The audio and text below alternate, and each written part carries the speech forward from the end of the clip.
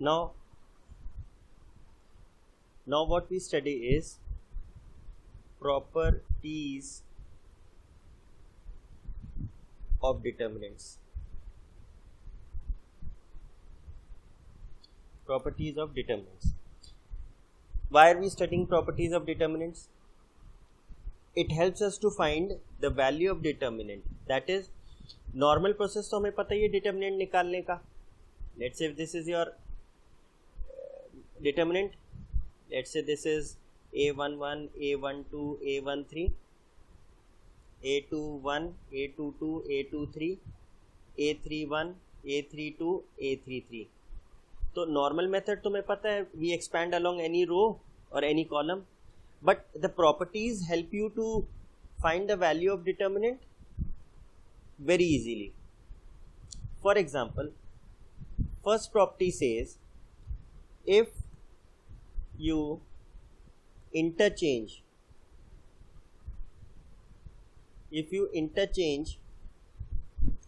the elements of rows and columns, then the value of determinant does not change. क्या मतलब है? For example, we have a determinant A which is A, B, C, D, E, F, G, H, I. इसकी कोई एक value होगी. We can expand along any row or any column. ये property ये कहती है कि इसकी वैल्यू पे कोई फर्क नहीं पड़ेगा अगर हम इसके रोज को कॉलम कर दें और कॉलम्स को रोज कर दें. मतलब ये रो है ए बी सी, इसको हमने फर्स्ट कॉलम कर दिया, सेकेंड रो को सेकेंड कॉलम कर दिया और थर्ड रो को थर्ड कॉलम कर दिया. अब अगर हम इसकी वैल्यू निकालें तो वील फाइंड कि इसकी वैल्यू लेट से अगर k है तो इसकी भी वैल्यू क्या आएगी? k ही आएगी. तो इंटरचेंज करने पे लेट्स टेक एन एग्जांपल. मैं 3x3 की जगह 2x2 का बता रहा हूँ because it is easier. 3x3 पे भी होल्ड करेगा. Let's say we have matrix 2 3 1 5. तो वैल्यू ऑफ इसकी वैल्यू कैसे निकलेगी? 2 into 5 minus 3 into 1 which is 7. अब अगर इसके हम इंटरचेंज करते हैं रोज कॉलम तो क्या होगा? 2 3 1 5. वैल्यू आप निकालिए. 2 into 5 minus 3 into 1. Again we are getting what? 7. मतलब रोज और कॉलम इंटरचेंज करने पे डिटर्मिनेंट की वैल्यू चेंज नहीं होती. We can look for 3x3 matrix also, उसमें भी ये होल्ड करता है. Second property says if any row or column has all zeros as element, then value of determinant is 0. That is, you don't have to find out the value of that determinant whose any particular row or particular column has all elements as 0. मतलब किसी determinant के अगर रो में सारे element 0 हो जाएं, let's say ये है, तो इसके इस रो में सारे एलिमेंट 0 हो गए तो इसकी वैल्यू हमें निकालने की जरूरत नहीं है. इसकी सीधे सीधे वैल्यू क्या हो जाएगी? 0 हो जाएगी. Let's say we have determinant A which is 0 0 0 minus 3 4 0 6 7 let's say 6. तो हम पा रहे हैं कि ये जो फर्स्ट कॉलम है इसके सारे एलिमेंट 0 हो गए. तो इस डिटर्मिनेंट की वैल्यू स्ट्रेट अवे हम क्या कह सकते हैं? 0. अब ये जो थर्ड रो है इसमें सारे एलिमेंट 0 नहीं है. 0 0 6, दिस इज नॉट 0. तो इस अगर ऐसा होगा तो हम इसके बारे में कुछ नहीं कह सकते. लेकिन अगर सारे एलिमेंट किसी कॉलम या किसी रो में सेम है, रादर 0 है, तो उसकी वैल्यू स्ट्रेट अवे हम क्या बोलेंगे? उस डिटर्मिनेंट की वैल्यू हमें निकालनी नहीं है, उसकी वैल्यू स्ट्रेट अवे 0 है. क्यों है? फॉर एग्जाम्पल अगर हम कहें कि फर्स्ट रो के अलॉन्ग ही हम एक्सपैंड करेंगे, expanding along expanding along R1। तो हमारा रूल क्या था, जिस रो या जिस कॉलम के अलोंग हम एक्सपैंड कर रहे हैं उसके एलिमेंट्स को उसके कोरस्पॉन्डिंग को फैक्टर से मल्टीप्लाई करके ऐड करें। तो डिटर्मिनेंट ए कैसे निकलेगा, A11 C11 A12 C12 A13 C13। अब A11 क्या है हमारा 0 इंटू C11, A12 क्या है 0 इंटू C12 और A13 क्या है 0 इंटू C13। अब now what ever be the value of C11 C12 C13 तो आना 0 ही है, 0 प्लस 0 प्लस 0 क्या आएगी वैल्यू 0 ही आएगी। फॉर एग्जाम्पल अगर ये केस लें तो इस बार हम किसके अलोंग एक्सपैंड कर देंगे, एक्सपैंडिंग अलोंग C1। तो कैसे डिटर्मिनेंट निकलेगा, A11 into C11 A21 into C21 and A31 into C31। ये पोजीशन क्या है A11, ये क्या है A21, ये क्या है A31। अब A11 क्या है 0 इंटू C11, A12 क्या है 0 इंटू C21, A13 क्या है 0 इंटू C13। अगेन इसकी वैल्यू क्या आएगी 0 आएगी। तो दो प्रॉपर्टीज हमने पढ़ी, फर्स्ट हमारे रोज और कॉलम इंटरचेंज करने पे हमारा वैल्यू ऑफ डिटर्मिनेंट चेंज नहीं होता। सेकेंड, अगर किसी रो या किसी कॉलम में सारे एलिमेंट्स 0 हैं तो उस डिटर्मिनेंट की स्ट्रेट अवे वैल्यू 0 हो जाएगी। नाउ थर्ड प्रॉपर्टी क्या है कि if the elements of any two rows और any two columns are same और identical then the value of determinant is 0। क्या मतलब हुआ कि अगर लेट से हमारे पास कोई डिटर्मिनेंट ए है 2 3 4 -1 1 0 2 3 4। नोट करें इसमें first row and third row identical है, एग्जैक्टली आइडेंटिकल है 2 3 4 2 3 4। तो इस डिटर्मिनेंट की वैल्यू हमें निकालने की जरूरत नहीं है, इसकी वैल्यू स्ट्रेट अवे क्या है 0 है। For example we have determinant -1 2 3 0 1 9 -1 2 3। इसमें नोट करें फर्स्ट कॉलम और थर्ड कॉलम एग्जैक्टली आइडेंटिकल है, तो इस डिटर्मिनेंट की स्ट्रेट अवे वैल्यू क्या है 0 है। We don't have to find out the value of this determinant by expansion. और ऐसा क्यों हो रहा है, अब देखिए लेट्स से फर्स्ट केस में हम जो आइडेंटिकल नहीं है रो उसके अलोंग एक्सपैंड करें, मतलब R2 के अलोंग। तो let's say we expand along R2, तो क्या होगा C21 into A21 and A22 into C22 and A23 into C23। ये ऐसे ही निकालेंगे हम डिटर्मिनेंट की वैल्यू। अब जरा देखिए C21 की वैल्यू निकालते हैं, -1 raised to power 2 + 1, C22 -1 raised to power 2 + 2 and C23 equals -1 raised to power 2 + 3 and this। now C21 मतलब सेकेंड रो फर्स्ट कॉलम हटाएं और डिटर्मिनेंट जो बचे वो लिखें, तो क्या बचा 3 4 3 4। Second row second column C22 की वैल्यू के लिए सेकेंड रो सेकेंड कॉलम हटाएं तो क्या बचा 2 2 4 4 एंड थर्ड अगर सेकेंड रो थर्ड कॉलम हटाएं तो क्या बचेगा 2 3 2 3। होपफुली आपको समझ आ गया होगा क्या हो रहा है। अब इसकी वैल्यू कैसे आएगी, 4 3 12 -12 बाहर पॉजिटिव हो जाएगा, 12 - 12 गिव्स यू 0। इधर आइए, ये नेगेटिव होगा लेकिन नेगेटिव से कोई फर्क नहीं पड़ना, minus of 0 is same as 0। यहाँ पे -1 रेज़्ड टू पावर इवन है तो पॉजिटिव 1 हो गया, लेकिन वैल्यू अंदर क्या आएगी 8 - 8 विच इज 0 एंड यहाँ पे अगेन माइनस साइन आएगा, लेकिन 6 - 6 वैल्यू क्या हो गई अगेन 0। तो अब यहाँ पे चेक करिए C21 भी 0, C22 भी 0, C23 भी 0। तो इसका मतलब क्या हुआ A21 A22 A23 कोई भी वैल्यू हो उससे कोई फर्क नहीं पड़ता। जब C21 C22 C23 0 है तो 0 into A21 0 into A22 and 0 into A23 is always what 0।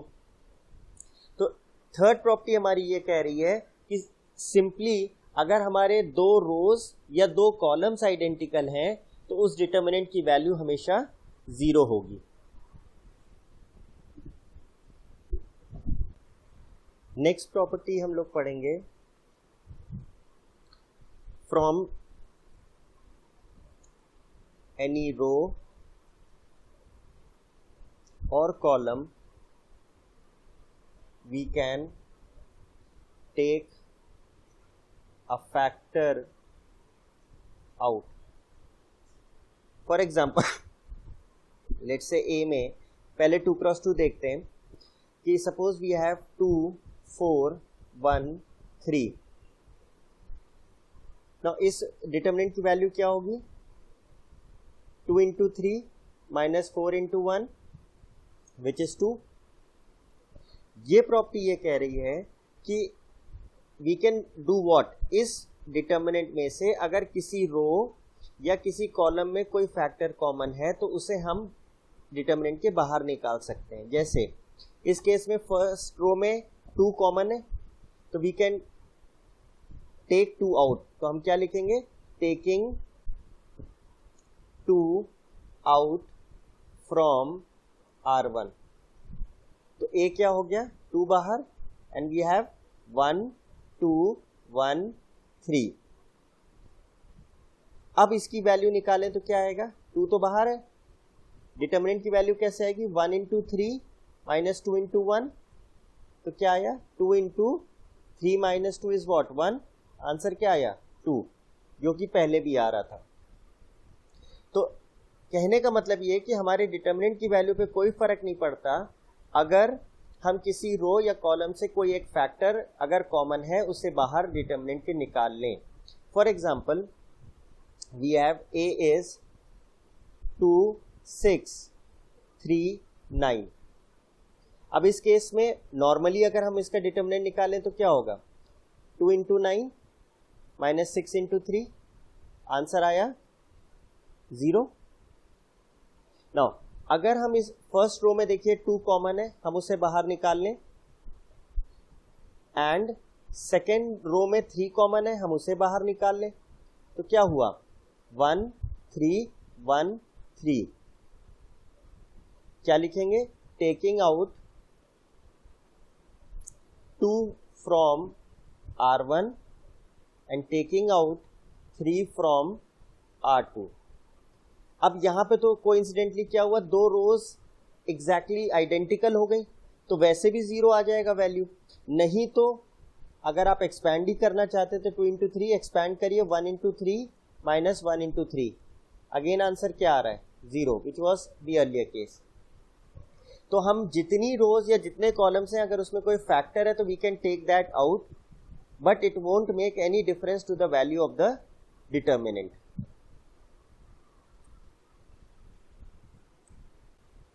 Now we take property 5. Now this property says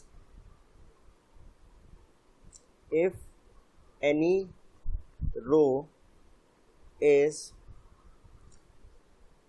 a multiple of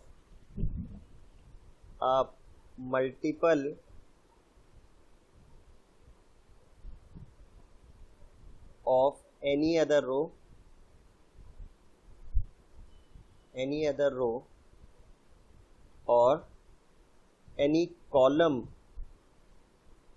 is a multiple of any other column,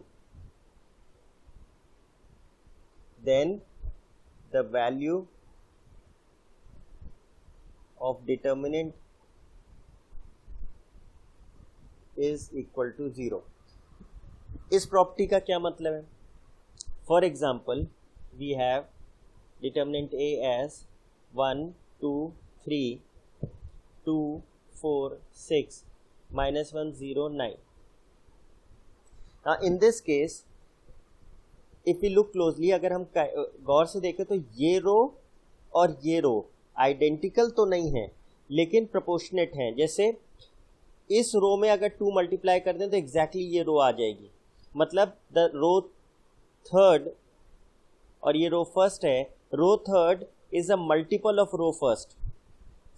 2 times है, तो इसकी value हमें निकालने की ज़रूरत नहीं, इस डिटर्मिनेंट की वैल्यू भी क्या होगी, 0 होगी, जस्ट बाय ऑब्जर्वेशन। अब ये ऐसा क्यों होगा, इसमें जो लॉजिक लगेगा उसमें 2 प्रॉपर्टीज हमने जो प्रीवियसली पढ़ी हैं वो यूज़ हो जाएंगी। फर्स्ट ऑफ ऑल, हमें रो 3 में 2 फैक्टर कॉमन दिख रहा है, तो we can take this factor out. तो what we do is taking 2 out of R3, तो डिटर्मिनेंट क्या बना, 2 बाहर, 1 2 3 -1 0 9, and what are we getting 1 2 3। कौन सी प्रॉपर्टी दिख गई, since 2 rows R1 and R3 are identical, therefore value of determinant is 0. Value of determinant is 0. तो कहने का मतलब अगर हमारी कोई भी रो, 2 रोज या 2 कॉलम्स मल्टीपल है एक दूसरे के, तो value of determinant straight away 0 हो जाएगी। एंड द रीजन बीइंग, उसमें 2 कॉम्बिनेशन लग रहे हैं। फर्स्ट, हम जो मल्टीपल वाली रो है उसमें से वो फैक्टर कॉमन निकालें, तो क्या होगा, हमारी वो दोनों रोज आइडेंटिकल हो जाएंगी, and then by the property value of determinant 0 होगा। लेट्स से एक और ले लेते हैं example. Let's say we have matrix A and we have 2 3 4 and this is 1 0 8 and this is 6 9 and 12। C1 और C3 को देखिए, C3 3 टाइम्स है C1 का, मतलब C3 मल्टीपल ऑफ C1 है। तो what we can do, taking out 3 from C3, A क्या बन जाएगा, थ्राइस 2 3 4 1 0 8, एंड क्योंकि 3 बाहर आ गया तो क्या होगा, 2 3 4। Now since column 1 and column 3 are identical, therefore value of this determinant is 0. Now we talk of 6th property. If we interchange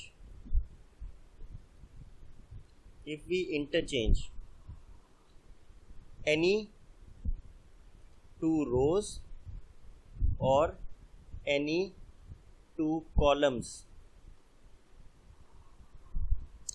of a determinant,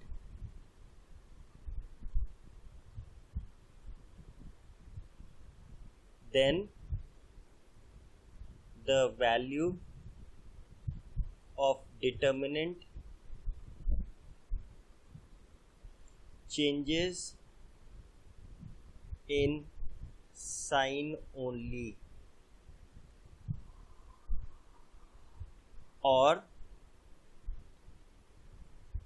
the value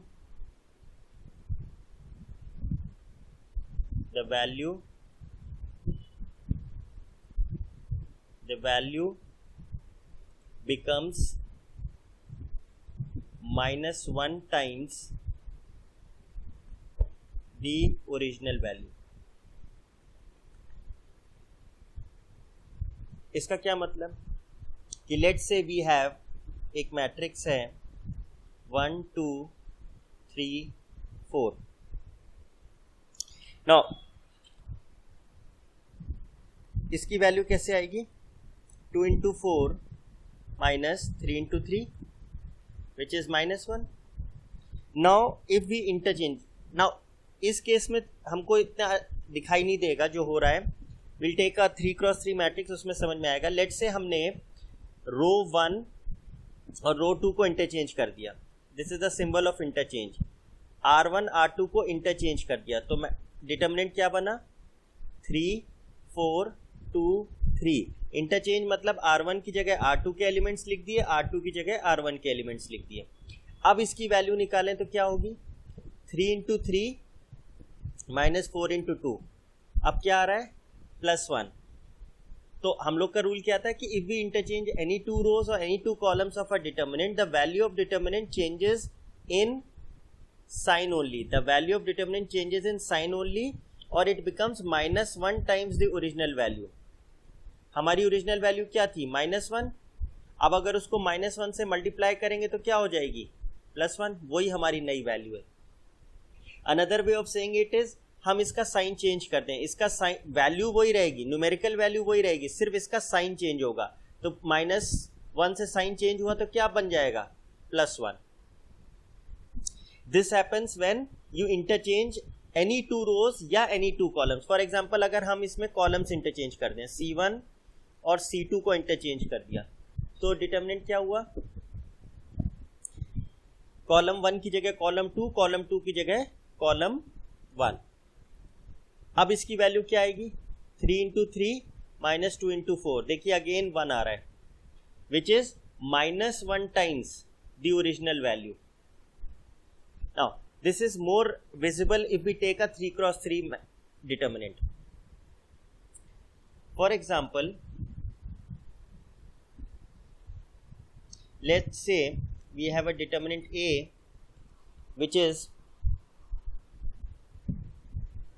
2 -1 0 0 1 3 1 4 0. Now let's say the value of the determinant is to be found, और हम let's say first रो के along कर लेते हैं इसे। तो क्या होगा? A11 into C11, A12 into C12 and A13 into C13। तो A11 है 2, A12 है -1 और A13 है 0। C11, C12 and C13 we find as usual -1 1 plus 1, -1 1 plus 2, -1 1 plus 3, and then we'll find the minor. तो C11 की value कैसे आएगी? 1 4 3 0। First row first column को एलिमिनेट कर दें, सेकंड में फर्स्ट रो सेकंड कॉलम को एलिमिनेट कर दें 0 1 3 0, और थर्ड में फर्स्ट रो थर्ड कॉलम को एलिमिनेट कर दें 0 1 1 4। वैल्यू क्या आएगी? 0, this is 0 and this is 12। 0 - 12 is -12 और बाहर पॉजिटिव है तो -12। 0 इंटू 0 -3 और बाहर है ऑड, 2 + 1 इज ऑड, तो ये हो जाएगा प्लस का 3, और ये हो जाएगा 3 + 1 इज 4 विच इज इवन, तो ये +1 हो जाएगा। 0 इंटू 4 इज 0 -1, तो -1 हो जाएगा। देखो वैल्यू क्या आएगी? C11 is 2 into -12, C12 is -1 into C12 is 3 and C13 is 0 into -1. Therefore -24 -3 plus 0 which is -27. Now if we interchange any two rows या any two columns, let's say we interchange R1 or rather R2 and R3, तो अब determinant हो गया 2 -1 0 1 4 0 0 1 3। Obviously अब अगर हम determinant निकालेंगे, let's say अभी भी हम एक्सपैंडिंग अलोंग R1 ही कर रहे हैं, तो एलिमेंट्स तो ये रहेंगे, लेकिन ऑब्वियसली ये चेंज हो गए हैं, आपके सेकंड और थर्ड रोज इंटरचेंज हो गए, तो आपके कोफैक्टर्स चेंज हो जाएंगे। तो again we'll find cofactors C11, let's say C' लिख देते हैं, C12' एंड C13'। अब क्या आएंगी values? -1 1 + 1, -1 1 + 2, -1 1 + 3, and then we'll have the minus। C11 क्या होगा? फर्स्ट रो फर्स्ट कॉलम को हटाएं तो क्या मिलेगा? 4 1 0 3। इसकी वैल्यू क्या आएगी? 12 - 0 which is 12।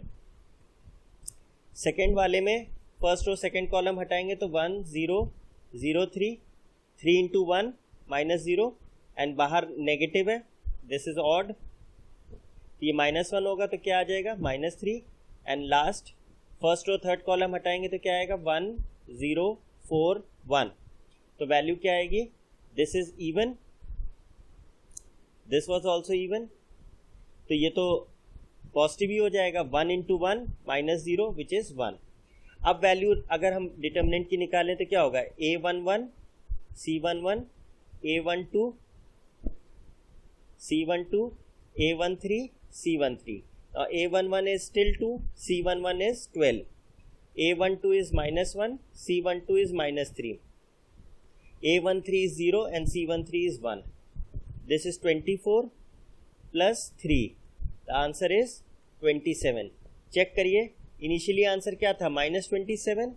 Therefore, the value of the new determinant is changed by negative sign only. That is, if you multiply, अगर आप -27 को -1 से मल्टीप्लाई करेंगे तो क्या आ जाएगा, +27. Therefore, अगर एक बार आप इंटरचेंज कर रहे हैं कोई दो रोज या दो कॉलम्स, तो वैल्यू ऑफ डिटर्मिनेंट की ओरिजिनल वैल्यू ही रहेगी, बस साइन पलट जाएगा. अगर पॉजिटिव है तो नेगेटिव हो जाएगा, नेगेटिव है तो पॉजिटिव हो जाएगा. नाउ अगर आपने दो बार इंटरचेंज किया तो you will get back the original answer. For example, let's say you have A 1 2 2 1 2 3 4 -1 0 1 1 1 3. Now if you interchange R1 and R2 and then let's say you interchange R3 and R1, तो जो original value है determinant की वो ही आएगी दो बार interchange करने पे, क्योंकि एक बार इंटरचेंज किया, लेट्स से इसकी वैल्यू k थी, तो एक बार इंटरचेंज किया तो क्या होगा, -k हो जाएगी. फिर एक बार और इंटरचेंज किया तो क्या होगी, -k, फिर इसका साइन चेंज होगा तो क्या हो जाएगा, ओरिजिनल वैल्यू आ जाएगी. तो ऐसे ही अगर आप दो बार कॉलम्स इंटरचेंज करेंगे तो ओरिजिनल आंसर ही आएगा, कोई आंसर में चेंज नहीं होगा. तीन बार इंटरचेंज करेंगे तो फिर साइन एक बार बदल जाएगा. अगर चार बार बदलेंगे फिर कोई साइन नहीं बदलेगा. तो इफ यू interchange rows या columns n times, then if n is odd, then value of determinant changes by negative sign. Negative sign का मतलब जो भी साइन है वो चेंज हो जाएगा, और मल्टीप्लाइड बाय -1. लेकिन अगर n इवन है, मतलब आपने इवन टाइम्स इंटरचेंज किया है, दो बार इंटरचेंज किया, चार बार किया, 6 बार किया, then value of determinant does not change. Now अब हम लोग क्या करेंगे, continuation of the previous property interchange वाली. We will study concept of roll over. Interchange और रोल ओवर में डिफरेंस होता है. These are different things. ये अलग होता है, ये अलग होता है. फॉर एग्जाम्पल, इसको समझने के लिए एक एग्जाम्पल लेते हैं.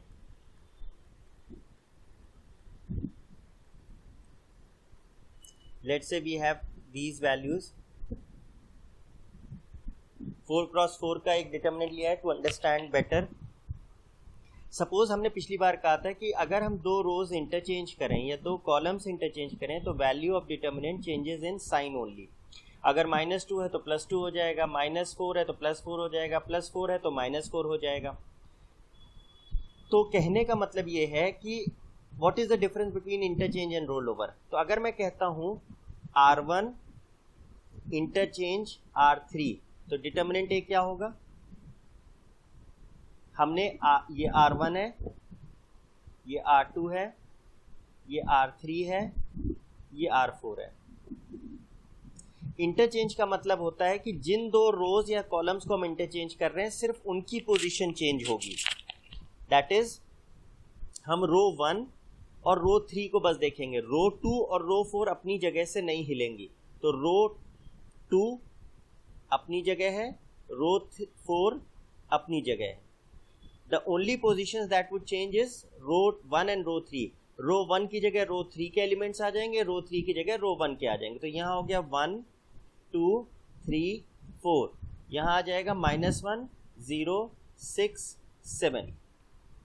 अगर ऐसा करेंगे तो अगर इस डिटर्मिनेंट की वैल्यू लेट से k थी तो अब क्या आएगी -k। अगर हम एक बार और इंटरचेंज कर दें, लेट से C1 इंटरचेंज C2, मतलब कॉलम 1 कॉलम 2 इंटरचेंज करेंगे तो अब डिटर्मिनेंट ए क्या हो जाएगा, कॉलम 1 और कॉलम 2 सिर्फ इंटरचेंज होंगे, column 3 column 4 as it is रहेंगे। 6 1 3 1 एंड 7 1 4 0, सिर्फ ये इंटरचेंज होंगे। 0 0 2 8 एंड -1 -1 1 3। अब हमने इस डिटर्मिनेंट से इस डिटर्मिनेंट में चेंज किया, तो फिर हमने क्या किया है कि एक बार ही इंटरचेंज किया है, तो जो इसकी वैल्यू थी उससे एक बार और साइन चेंज होगा, तो माइनस ऑफ माइनस के, तो वैल्यू क्या हो गई, तो वैल्यू क्या हो गई इसकी, वैल्यू बिकम्स अगेन के, क्योंकि दो बार इंटरचेंज हुआ है। इससे कोई फर्क नहीं पड़ता कि आप दोनों जो चेंजेस कर रहे हैं वो आप रोज में कर रहे हैं या कॉलम्स में कर रहे हैं। पहली बार आपने रोज में इंटरचेंज किया, फिर आपने कॉलम में किया, तो वैल्यू में चेंज होता जाएगा। एक एक बार आप करते जा रहे हैं, वैल्यू में साइन में चेंज होता जाएगा। नाउ व्हाट डज, ये तो इंटरचेंज हुआ। इंटरचेंज में क्या होता है, जिन दो रोज या दो कॉलम्स में आप इंटरचेंज कर रहे हैं उसके अलावा बाकी रोज या कॉलम में कोई चेंज नहीं होता। अब रोल ओवर का मतलब समझते हैं। लेट्स से हमारे पास यही डिटर्मिनेंट है a, which is 1 2 3 4 -1 0 1 1 -1 0 6 7 and 3 8 1 0। Now roll over का मतलब ये होता है, रोल ओवर को हम लोग शिफ्टिंग भी कह सकते हैं। शिफ्ट का मतलब ये होता है कि अगर मैं कहता हूं R1 is rolled over R3, यहां पे हमने ये जो सिंबल बनाया ये इंटरचेंज का है, दिस इज इंटरचेंज। इंटरचेंज का मतलब हुआ कि R1 और R3 की पोजीशंस आपस में इंटरचेंज हो गई, इन पे कोई फर्क नहीं पड़ा। लेकिन रोल ओवर का मतलब ये होता है कि R1 को R3 की पोजीशन पे ले जाओ, इससे ये होगा कि बाकियों की पोजीशन शिफ्ट होगी। फॉर एग्जाम्पल ये R1 है, ये R2 है, ये R3 है, ये R4 है। इस बार मतलब ये होगा कि R1 is rolled over R3, मतलब ये R1 के सारे ये वाली रो यहां आ जाएगी और बाकी सब ऊपर खिसक जाएंगे। इट मींस 4 पे तो कोई चेंज हुआ नहीं क्योंकि वहां तक तो गए नहीं। 1 2 3 4 थर्ड रो पे आ गई फर्स्ट रो और बाकी सब शिफ्ट हो गए। थर्ड वाली रो फर्स्ट पे नहीं आई, वो अपनी जगह थी, वो सिर्फ ऊपर खिसक गई। तो ये हो गई -1 0 6 7 and -1 0 1 1। Now this is different from this case. इसमें क्या हुआ था, सिर्फ फर्स्ट और थर्ड रो इंटरचेंज हुई थी, सेकंड और फोर्थ की पोजीशन पे कोई चेंज नहीं हुआ था। यहाँ पे फोर्थ की पोजीशन इसलिए नहीं चेंज हुई क्योंकि वहां तक हम गए नहीं थे, लेकिन सेकंड की पोजीशन देखिए चेंज हो गई। अब सेकंड रो फर्स्ट बन गई है, जो थर्ड रो थी वो सेकंड बन गई है। तो this is what we call roll over. For example if we say C1 is rolled over C4, sorry, this is for interchange.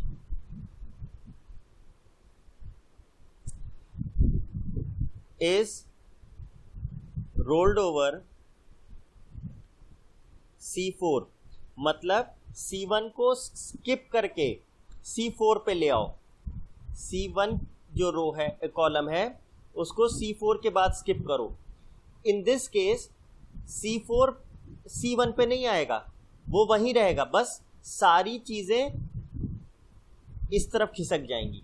तो अब हमारा डिटरमिनेंट क्या बन जाएगा, C1 तो C4 के बाद आ गया, तो यानी 1 -1 -1 3, बाकी सारे के सारे पीछे शिफ्ट हो गए।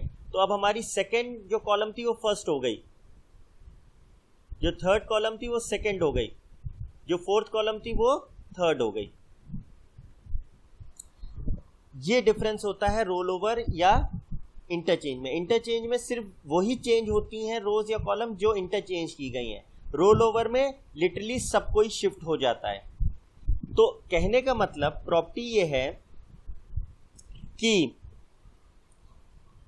इफ एनी रो और column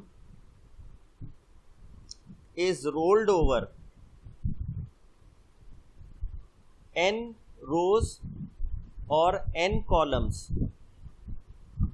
then value of determinant becomes minus 1 raised to power n times the original value.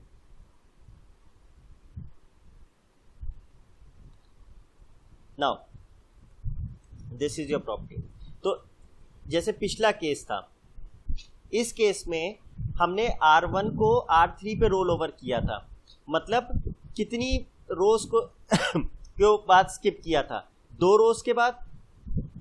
R1 को हम लोगों ने R3 यानी एक रो ये स्किप करी, एक रो ये स्किप करी, यानी n क्या हो गया, 2 हो गया।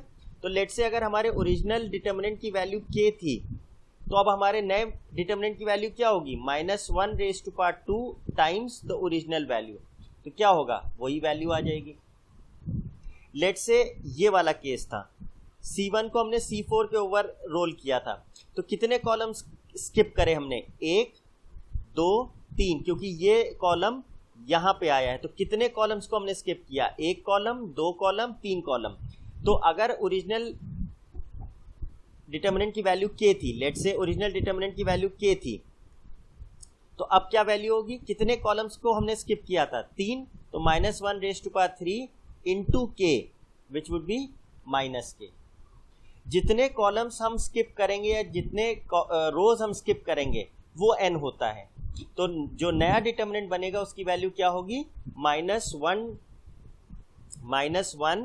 raised to power n times the original value of the determinant. Now we'll talk of next property, 7th.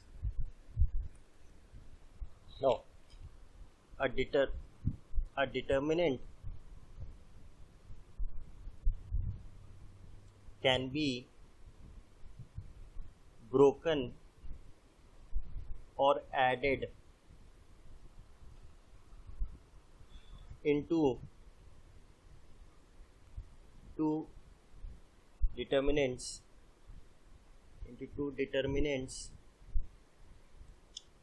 of same order along any row or column. अब इसका क्या मतलब है, let's take an example.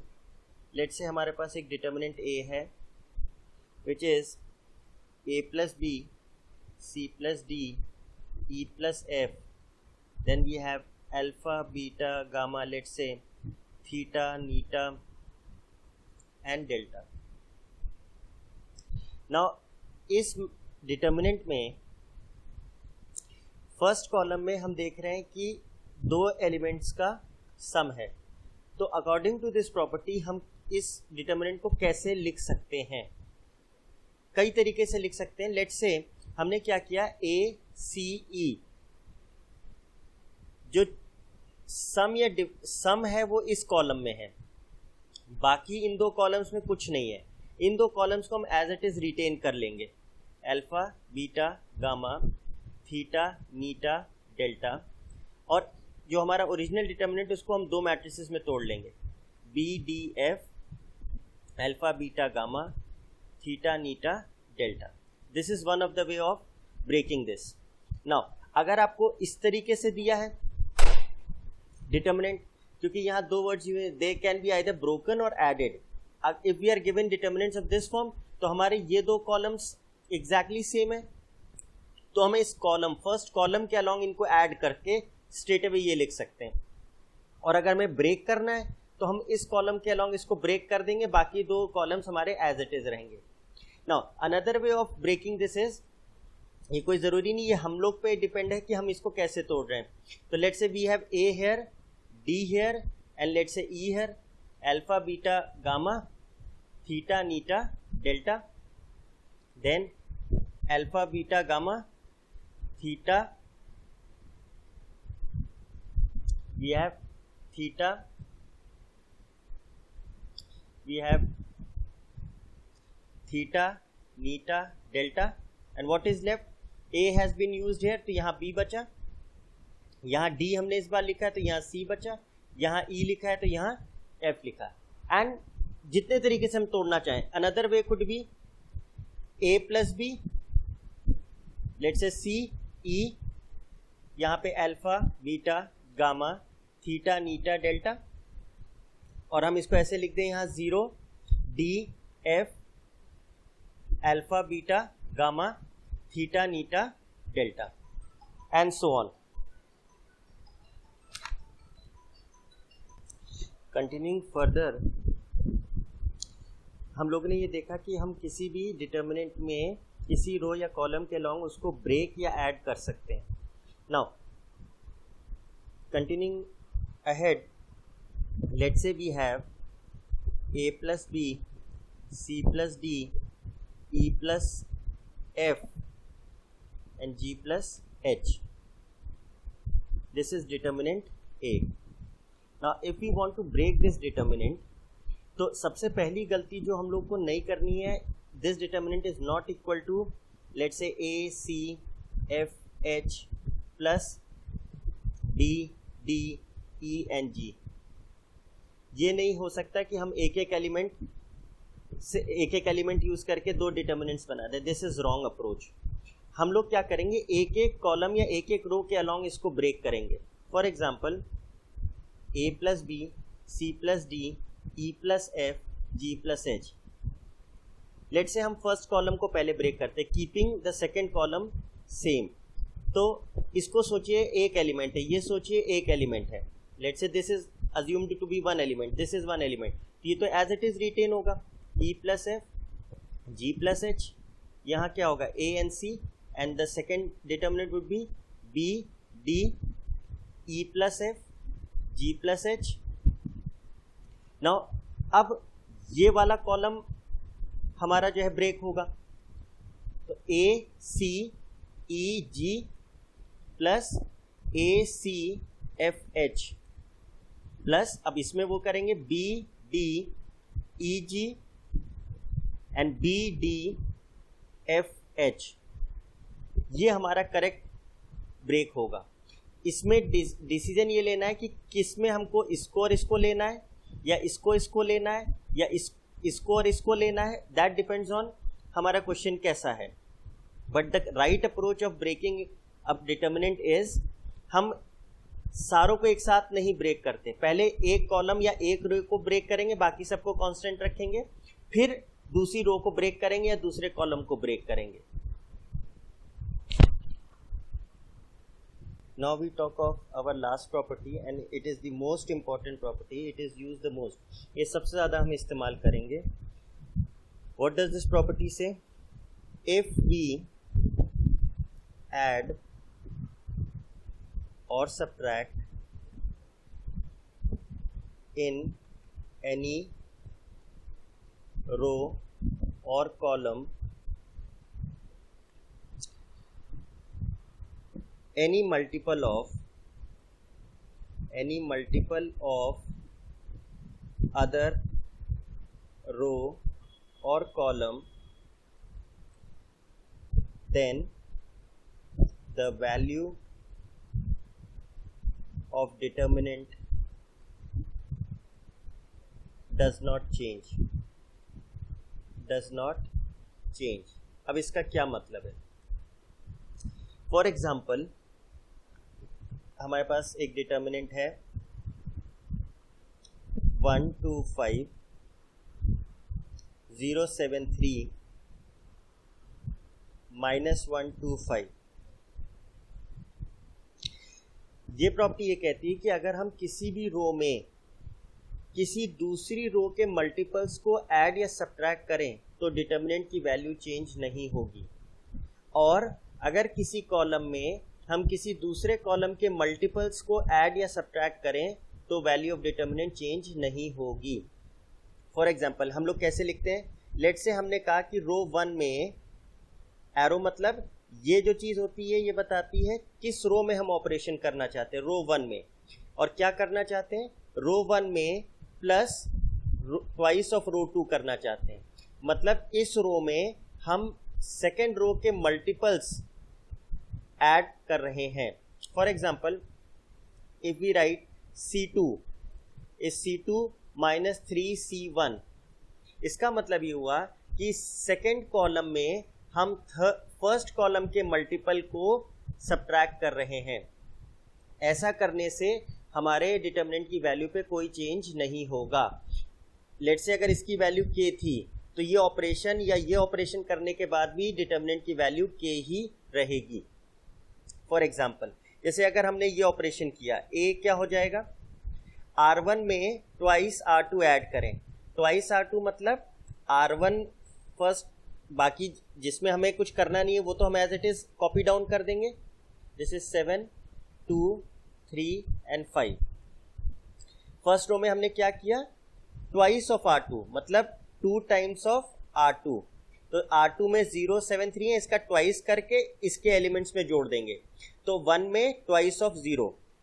Second वाले में क्या होगा, twice 2 plus 2 into 7, and यहाँ पे क्या होगा 5 प्लस 2 इंटू 3। तो अब हमारा नया डिटर्मिनेंट क्या बन गया, 1 0 माइनस 1, 7 2 14 एंड 2 16 7 2, ये हो गया 3 2 6 प्लस 5 11 3 5।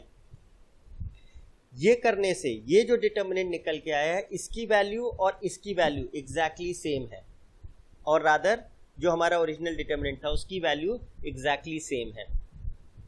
अब अगर सपोज हम ये वाला ऑपरेशन करके देखें, ये वाला, तो हमारा डिटर्मिनेंट ये क्या हो जाएगा, किस कॉलम में हम चेंज कर रहे हैं, सेकेंड कॉलम में, यानी फर्स्ट और थर्ड कॉलम हमारे एज इट इज रहेंगे, 1 0 माइनस 1 एंड लेट्स से 5 3 5। सेकेंड कॉलम में हम क्या कर रहे हैं, सेकेंड कॉलम में थर्ड रादर फर्स्ट कॉलम के एलिमेंट्स को 3 टाइम्स करके सेकेंड कॉलम में सब्ट्रैक्ट कर रहे हैं। तो सेकेंड कॉलम के एलिमेंट्स में 3 टाइम्स फर्स्ट कॉलम के एलिमेंट सब्ट्रैक्ट कर रहे हैं, 3 इंटू 1। यहाँ क्या हो जाएगा सेकेंड में, 7 माइनस 3 इंटू 0, और यहाँ क्या हो जाएगा -1 minus 3 into 2, which gives 1 0 minus 1 5 3 5, and ये वैल्यू क्या हो जाएगी -1, ये हो जाएगी 7, ये हो जाएगी -7। ये डिटर्मिनेंट की वैल्यू और ओरिजिनल डिटर्मिनेंट की वैल्यू में कोई फर्क नहीं होगा। आगे बढ़ते हैं। पिछले लेक्चर में हमने पढ़ा था कि किसी रो या किसी कॉलम में अगर हम किसी दूसरी रो या कॉलम के एलिमेंट्स के मल्टीपल को ऐड या सब्ट्रैक्ट करें तो डिटर्मिनेंट की वैल्यू चेंज नहीं होती। उसके हमने एग्जाम्पल भी देखे थे। अब सपोज ऐसा क्यों हो रहा है वो देखते हैं। सपोज हमारा डिटर्मिनेंट है 1 0 माइनस 1 2 7 2 5 3 5, और इसमें हमने ये ऑपरेशन किया था,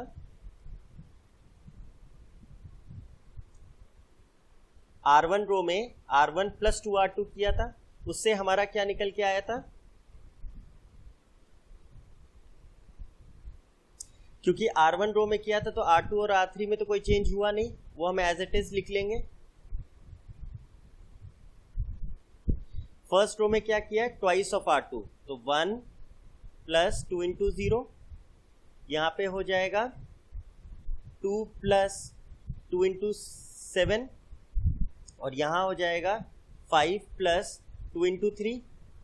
अब हमने कहा कि ये डिटर्मिनेंट और ये डिटर्मिनेंट की वैल्यू सेम है, चेंज नहीं होगा।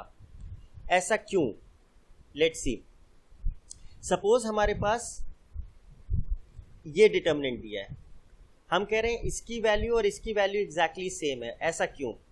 Now come to the property जिसमें हमने कहा था कि अगर किसी रो या कॉलम में एलिमेंट्स का सम है तो हम उन्हें 2 डिटर्मिनेंट्स में तोड़ सकते हैं। तो how can we write this? अगर हम वापस जाएं तो इसको क्या लिख सकते हैं? 1 0 -1 2 7 2 5 3 5। मतलब ये एलिमेंट हमने एक डिटर्मिनेंट में लिख लिए, प्लस सेकेंड डिटर्मिनेंट क्या बनाया? 0 -1 7 2 3 5, और यहाँ क्या आ जाएगा? 2 into 0, then 2 into 7 and 2 into 3। Now ये डिटर्मिनेंट तो आपका ओरिजिनल डिटर्मिनेंट हो गया A। इस डिटर्मिनेंट में देखिए क्या हो रहा है, एक प्रॉपर्टी थी कि if we can take out a factor from any row और column we can take that out. तो फर्स्ट रो में 2 कॉमन है, तो वी कैन टेक 2 आउट। तो हमारा ये वाला डिटर्मिनेंट क्या बन जाएगा? 2 बाहर,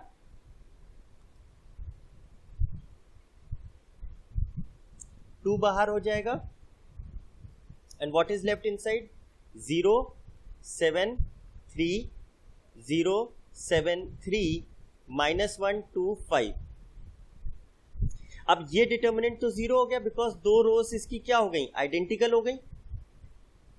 तो यानी इस डिटर्मिनेंट की वैल्यू तो 0 हो गई। तो we are left with what? A ही डिटर्मिनेंट हो रह गया जो हमारा ओरिजिनल डिटर्मिनेंट था। तो इससे हमें यह समझ में आया कि अगर हम किसी रो या कॉलम में किसी दूसरी रो या कॉलम के एलिमेंट्स का मल्टीपल ऐड या सब्ट्रैक्ट करेंगे तो हमारा वैल्यू ऑफ डिटर्मिनेंट चेंज नहीं होगा। N important point two remember in this is कि जब हमने लिखा था let's say R1 is R1 - 2R2, या ऐसे लिखा C2 इज C2 - 3C3, एक इंपॉर्टेंट पॉइंट ये है कि हमारा जिस रो या कॉलम में हम ऑपरेशन करेंगे, R1 में कर रहे हैं, यहाँ C2 में कर रहे हैं, तो इंपॉर्टेंट चीज ये है कि इसमें हम कुछ मल्टीप्लाई नहीं करेंगे, इसके मल्टीपल्स नहीं होंगे। मतलब if someone rights like this R1 2R1 + 3R2, ये गलत हो गया। रो 1 जिसमें आप ऑपरेशन कर रहे हैं उसमें आप कुछ भी मल्टीप्लाई नहीं करेंगे, कोफिशिएंट इसका 1 होना चाहिए, coefficient should be 1, coefficient should be 1। Now तो एन इंपॉर्टेंट पॉइंट जो हमारे लिए है कि coefficient of the row or column on which we are adding or subtracting should be 1। ये एक बहुत इंपॉर्टेंट पॉइंट है। स्टूडेंट्स क्या करते हैं, जिस रो या कॉलम में ऑपरेट कर रहे हैं उसमें भी वो कुछ मल्टीप्लाई कर देते हैं, ये नहीं होगा। जिसमें भी मुझे ऑपरेशन करना है, लेट्स से C3 में करना है, तो C3 ये बताता है किस में ऑपरेशन करना है, ये वो होता है जिस कॉलम या रो में ऑपरेशन करना है, and let's say we write 2C1, तो यहाँ पे हमारा कोफिशिएंट 1 ही होना चाहिए, यहाँ हम कुछ मल्टीप्लाई नहीं कर सकते।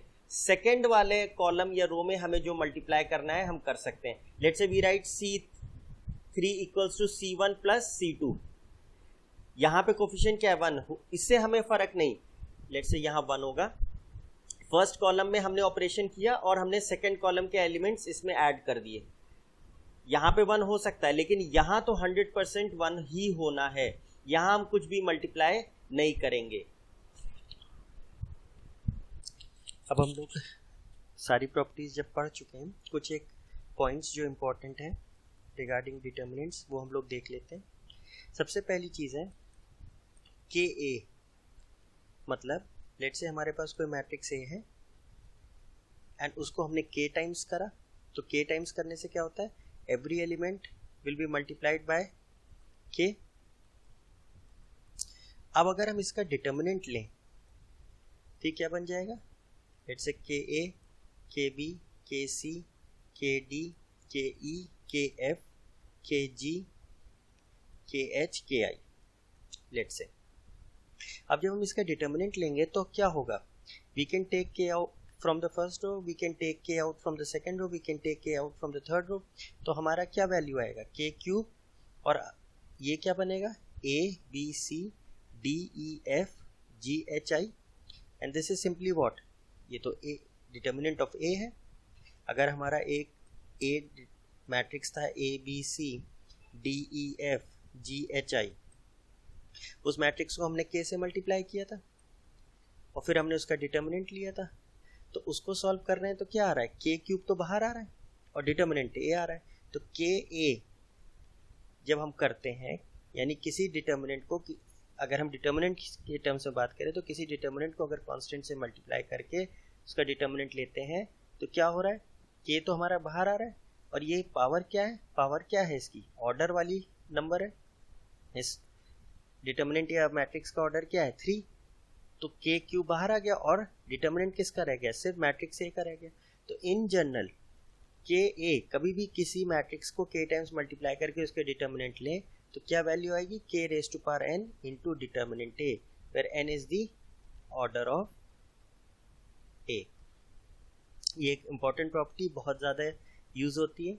सेकेंड प्रॉपर्टी है कि determinant of A plus B is not equal to determinant of A plus determinant of B. मतलब दो मैट्रिसेस या दो मैट्रिसेस को हम लें, उनको ऐड करें और ऐड करने के बाद उनका डिटर्मिनेंट लें, तो ये हम पाएंगे कि वो उनके इंडिविजुअल डिटर्मिनेंट्स के सम के बराबर नहीं है. इनफैक्ट यहाँ माइनस भी हो तो यहाँ माइनस, मतलब अगर हमारे पास एक मैट्रिक्स ए है, एक मैट्रिक्स बी है, हमने इसका भी डिटर्मिनेंट निकाल लिया, इसका भी डिटर्मिनेंट निकाल लिया, फिर हमने क्या निकाला, ए प्लस बी मैट्रिक्स निकाला और इसका डिटर्मिनेंट निकाला ए प्लस बी का, तो हम पाएंगे कि ए प्लस बी का determinant is not equal to determinant of A plus determinant of B.